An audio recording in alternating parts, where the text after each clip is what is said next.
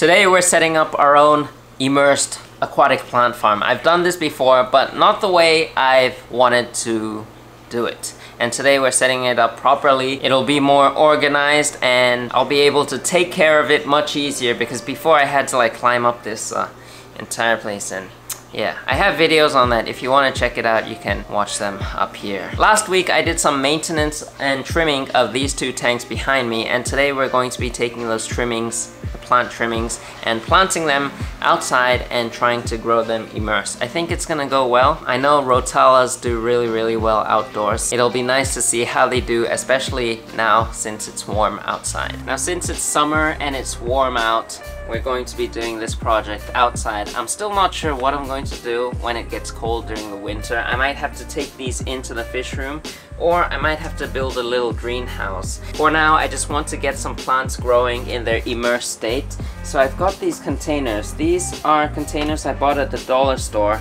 and they're nice because they come with lids. The lids are separate. You have to buy them separately, but they're also $1. So a set is $2. Let me show you. So this one's a little bit dirty since it's been sitting outside, but you can see it's basically just a little cover that you place on top, just like this. And these are actually like washing containers. It actually, if you go to the dollar store here in Japan, there's actually another part for this, like the tray with holes that fit in here, and it's for you to dry your dishes, so water drips down into this container and then you can cover it up. I'm not exactly sure what it is, but I thought it would be good for this purpose. It looks like a mini greenhouse, but you can actually get mini greenhouses, but they're just more expensive, and I couldn't find any that were of like solid quality mini greenhouses where I live, so we're using this. It's not the best quality. It might get brittle and break over time with exposure to sunlight and UV rays, but they're cheap and I can replace them, so today we're using this. Before I get started, let me take you back to yesterday when I put this rack together, because you want some place to put all your plants. You don't want them just sitting on the... You could have them sitting on the floor, but then you have chance of bugs getting in them and stuff like that, so you want a nice rack for them. So I've got my parts to build the pipe. Not the pipe, the stand, the rack. And this is aluminum pipe, and the longest one we have is 1 meter long, or 100 centimeters. And I wanted to get something longer, but this was the longest size they had this time at the store. In the future, I can build another one of this, exact same length, because right outside here, this space where I want to put that rack for my immersed plants, where the spike is, we're gonna move the spike, but we can put 2 meters worth of rack here. So we'll have the one that I've got over there built out, and then I'll probably go and get another set so that I can build 2, and we'll have a nice long rack just for my immersed grown plants here. Right now I'm cleaning out this section because it's really messy.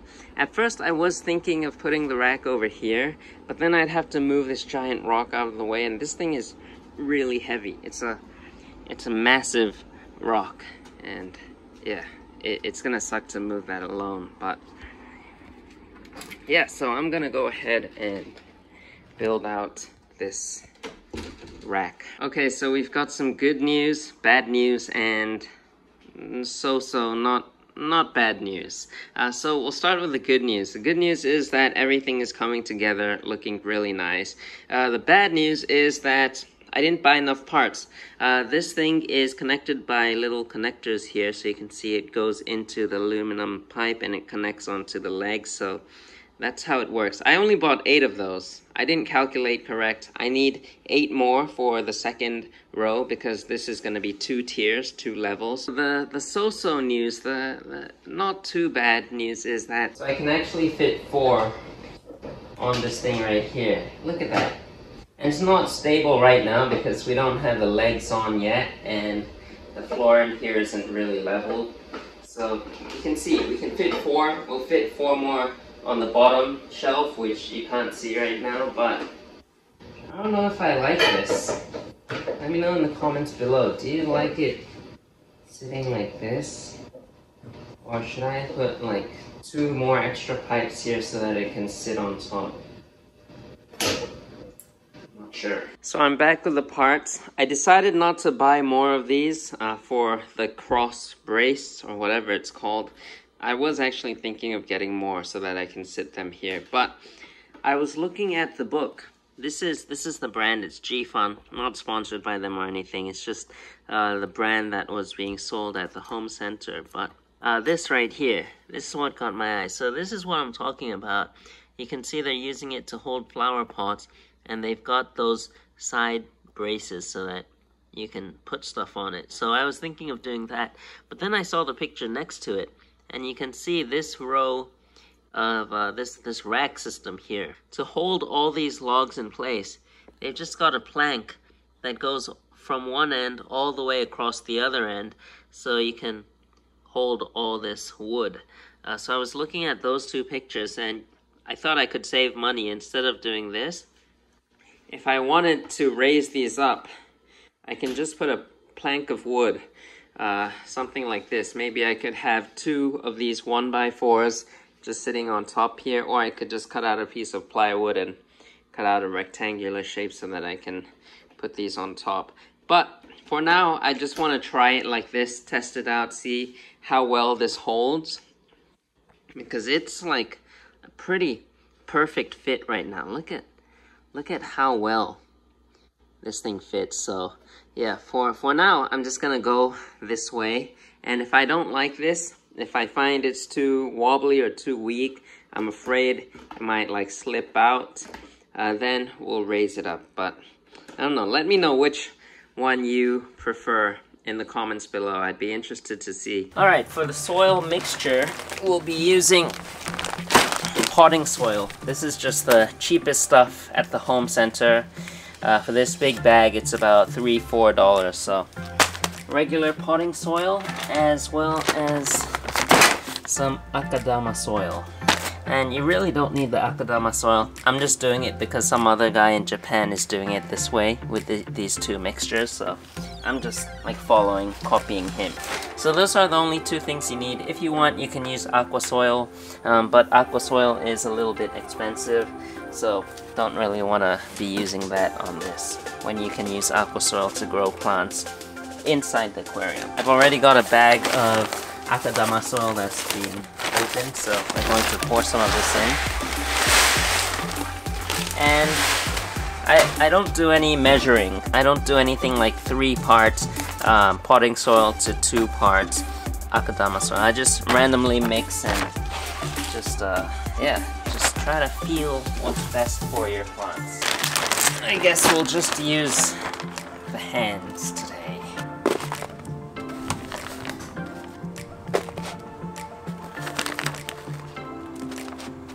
So this is what that potting mix looks like.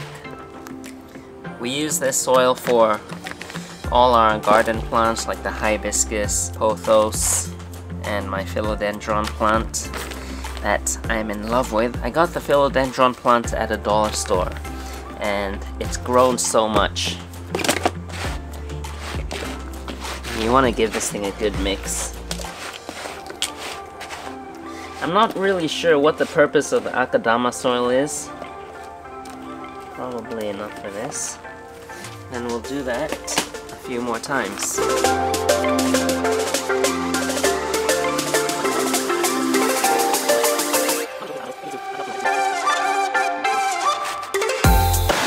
All of a sudden, out of nowhere, it's raining like crazy. Alright, so the next step now is to fill these with water. We want the soil to be like really wet. The water line is basically the same level as the soil. Many people make the mistake of not watering enough, not having enough water, and the plants dry up and die. So you want to make sure to keep it very wet at all times.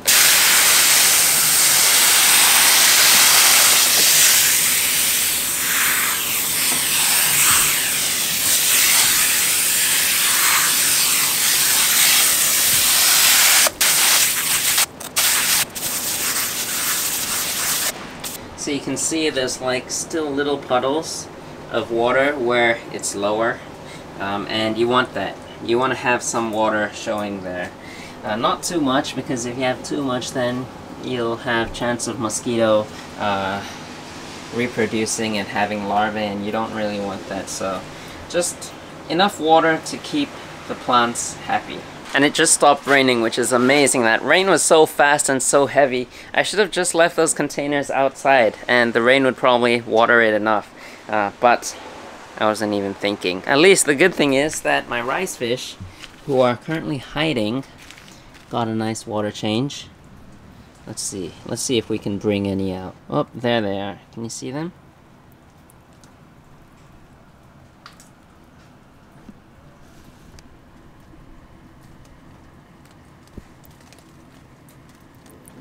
Yeah, it's green water, but it's really beneficial for them.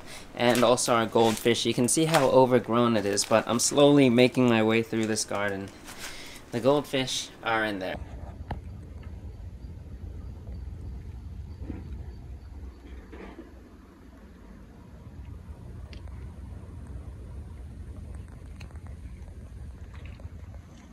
Now we come to my favorite part, which is planting all these plants. So right here I've got a clump of Rotala Assam, and this is just a clump that I trimmed off from one of the tanks you saw earlier. And there's two ways I know of planting this. First way is the organized neat method, which I call it. It's where you cut up all your stems and you organize them really neatly. You have piece by piece, and you just plant this in like how you're going to plant your aquascape, one by one. And this takes time. Some people may not like doing this, and some people don't have the patience for it. So the other way is you could just basically put this whole bunch on the soil like that. Sprinkle a little bit of soil on top of it to hold it in place, and you can call it done like that. The plants will grow on its own. So yeah, that's the messy way, but it's easy. And to help promote even more growth, you could just grab this clump, cut it up into small bits, and then sprinkle some soil over it. That, I think, will promote more growth. But I don't know. I like the organized, tidy way. It really doesn't matter. So I'm just gonna do whichever way I like, and yeah, let's get on with this.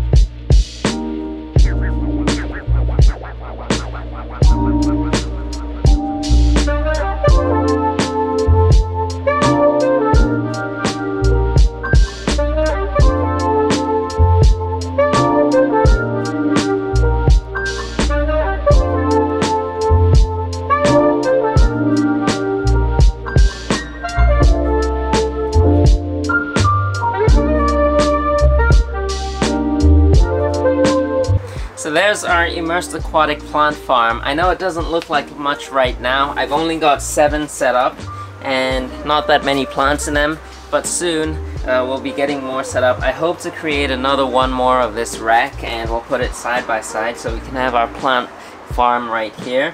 But I'll also have to get more plants, which I want to try to grow immersed. If you're not subscribed yet, make sure you do, because we'll be showing the growth progress and developments of these plants, and I think it's going to be really exciting to see how they do out here. I think they're going to do alright. Rotalas, I know, are doing good, and Ludwigias are also quite strong at growing immersed outdoors. And also I want to show you guys this. Carpeting plants. Today I didn't do any carpeting plants, but I've already got some outside that I started earlier this year. So right here, I actually started this about 1.5–2 months ago. This is hairgrass. It's your common hairgrass carpeting plant that you can find at your local fish store. And I started with like one tiny little sprig of this. I planted it in, and you can see how much it's carpeted out already. This plant is really good at growing immersed. And then right here in this one, I've got some Glossostigma as well as my Chrysanthemum Monte Carlo. They're kind of mixed in together, which I should separate them out. And yeah, so I'm gonna probably start a new one of this. But this one too, I started with one tiny little sprig, and it's just starting to carpet out everywhere. So carpeting plants, most of them should be fairly easy to grow immersed, and then this one's just a bonus. I've been keeping this for about 2-3 years now. It dies back during the winter, but then it grows back in the spring once it gets warmer, and I think, if I'm not mistaken, this is a type of Polygonium. It's also an aquatic plant. Now for some of my rarer plants that I didn't have much cuttings of, I put them in little containers. You can see really just how small these containers are, and here I did them in a mixture of that potting soil as well as some aqua soil. There was some aqua soil that I wasn't using anymore, so you can see, for example, here this is Lindernia rotundifolia, and it's really tiny.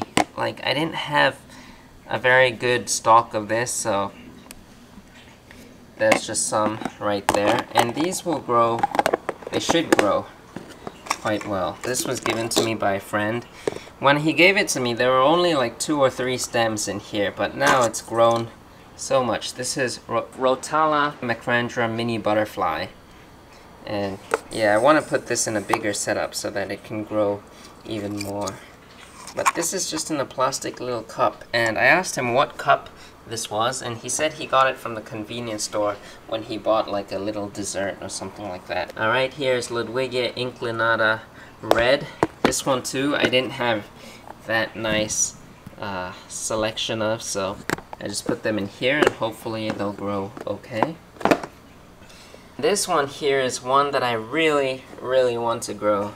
This is 𝗲𝗾𝗾𝗀𝘀𝗀𝘀, and it's one of my favorite stem plants. I've only got 2 sprigs of it right here, but I'm hoping this will take off. In my tank, it's doing okay. I've currently got 4 stems of it, 2 over here. You can see 1 here and 1 behind, and then I've got 1 up here and 1 in the back over there. I'm really hoping I can grow these immersed, because just look at the shape of that plant. It's just so unique. And then if any of you are cryptocorin lovers, you can also do a similar setup for cryptocorins. And even Anubias, look at this Anubias right here, setting out a new leaf right there. And yeah, so you can do it for many types of plants. I've even got more over here. Cryptocorin. We've got another. This one's a Laginandra, and then the cryptocorin right here. That's a little bit smaller, so many types of plants you can do this with. Now, one more thing that's quite important when you first set these up is you don't want to put them in direct sunlight, because that can burn the plants really easily. It can evaporate all the water out. You want these in a shaded spot, and you want to have a lid on them. So that's why we've got all our lids right here. Because in the beginning, these plants are really weak. They need some time to adjust and start setting out their immersed leaves. So you want to try to take care of them. The first few days, the first few weeks are really critical. You just want to make sure to keep an eye on them daily. And then after that, it's really easy. You don't have to do much. Just keep them wet, water them once a day, and you're good to go. In the comments below, let me know if you've got any experience growing aquatic plants immersed. Subscribe if you're new to this channel. I'll be updating this over the next few weeks and months, and I'll see you guys next time.